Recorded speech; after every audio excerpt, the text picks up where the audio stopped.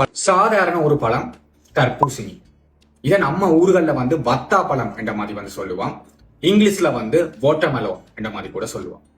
இந்த சம்மர் சீசனுக்கு ரொம்பவே ஆப்டான ரொம்ப சூப்பரான ஒரு பழம்னு சொன்னா நிச்சயமாக இந்த வாட்டர்மெலோ பழத்தை சொல்லலாம். ஏண்டா இந்த வெக்க காலத்துல நம்மளோட உடலை குளிர்ச்சியாக வைத்திருப்பதற்கும், அதே மாதிரி நம்ம உடல்ல குறைந்து வருகின்ற நீர்ச்சத்தை அதிகரித்துக் கொள்வதற்கும் ரொம்பவே நல்ல ஒரு சூப்பரான பழமாக இந்த தர்பூசணியை நிச்சயமாக சொல்லலாம். ஆனா இந்த தர்பூசணி பழத்தை ரீசெண்டா ஒரு ஃபேமிலி சாப்பிட்டு இருக்காங்க. அதை சாப்பிட்ட பிற்பாடு 12 மணித்தியால இடைவெளியில அந்த பழத்தை சாப்பிட்ட அந்த ஃபேமிலியில இருக்க 4 பேருமே அடுத்தடுத்து இறந்திருக்காங்க. இது சமூக வலைத்தளங்கள்ல மிகப்பெரிய ஒரு அதிர்ச்சியை ஏற்படுத்தி இருந்தது. இதன் காரணமாக இப்ப மக்கள் மத்தியில பாத்தீங்கன்னா தர்பூசணி பழத்தை சாப்பிட்டால் மரணம் ஏற்படும் என்ற மாதிரி ஒரு ஐயம் ஏற்பட்டிருக்கின்றது. அதே மாதிரி தர்பூசணி பழம் தொடர்பான தவறான சிந்தனைகள், தவறான கருத்துக்களும் பரப்பப்பட்டு வருகின்றது. இதை பற்றி தான் இதுல டீட்டெயிலா பார்க்க போறோம். மும்பையைச் சேர்ந்த அந்த ஃபேமிலியில இருக்கிற 4 பேருக்கும் ஏற்பட்ட சந்தேக மரணத்தை தொடர்ந்து வாட்டர்மெலோன் தொடர்பான தவறான வதந்திகள் அடுத்தடுத்து பரவிக்கொண்டே இருக்கின்றது. இலங்கையில கூட அண்மையில மரணம் ஏற்பட்டதாக கூட வதந்தி செய்திகள் பரப்பப்பட்டு வருகின்றது. உண்மையிலேயே வாட்டர்மெலோன் பழத்தை சாப்பிட்டு மரணம் ஏற்படுவது என்பது ரொம்ப ரொம்ப ஒரு ரேரான விஷயம்.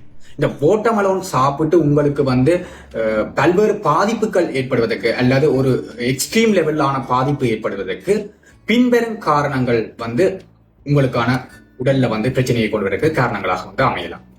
வாட்டர்மெலோன் பழம் நச்சுத்தன்மையாக மாறுவதற்கு பல்வேறு காரணங்கள் இருக்குது.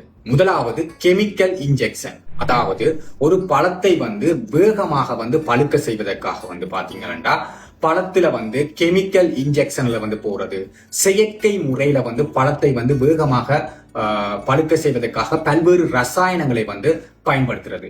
இதை பயன்படுத்தி பழங்களை பழுக்க செய்யும் போது அந்த பழத்தை சாப்பிடுகின்ற போது சில வேளைகளில் நமக்கு இந்த பாதிப்பை ஏற்படுத்தலாம். நமது உடலுக்கு தீங்கை ஏற்படுத்துவதற்கான வாய்ப்புகள் இருக்கின்றது.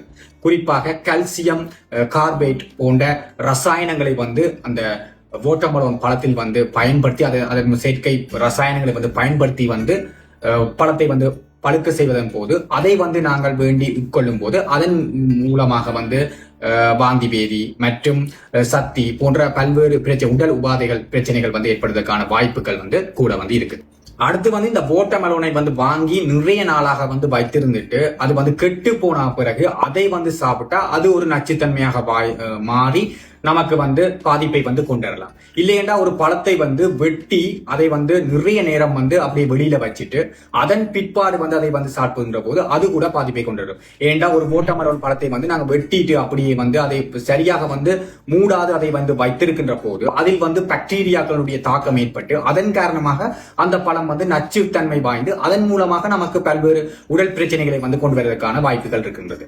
இவ்வாறான காரணங்களினால் மட்டுமே தான் வாட்டர்மெலோன் பழம் நச்சுத்தன்மை வாய்ந்ததாக மாறுவதற்கான வாய்ப்புகள் இருக்குது. மற்றும்படி வாட்டர்மெலோன் ஒரு சாதாரண ஒரு பழம் தான். அதை சாப்பிடுவதனால் எந்தவித பாதிப்பும் பெரிதாக ஏற்படாது. அதுவும் குறிப்பாக உயிரிழப்பு என்பது ரொம்ப ரொம்ப ரேரான ஒரு விஷயமாகத்தான் இருக்கின்றது. சோ இந்த வாட்டர்மெலோன் பழம் சாப்பிட்டால் மரணம் ஏற்படும் என்பதை நாங்கள் நம்ப வேண்டாம். அது வெறும் வதந்தி என்றதை நினைத்துக் கொண்டால் சரி. இருந்தாலும் வாட்டர்மெலோன் பழத்தை இனிமே வாங்கும் போது கடைகள்ல அந்த வாட்டர்மெலோன் பழம் நல்ல ஃப்ரெஷ்ஷான பழமா நல்ல பழமா என்பதை பார்த்து வாங்குதல். அதே மாதிரி பழத்தை வீட்டுக்கு கொண்டு வெட்டினா உடனே அந்த பழத்தை சாப்பிட்டு கொள்ளுதல். இல்லை நீங்கள் அதை வெட்டிட்டு கொஞ்சத்தை மீதியை வைக்க போறீங்கன்னா அது பிரிச்சிலையோ இதுலயோ ரொம்ப சேஃபாக எடுத்து வைத்துக் கொள்ளுதல்.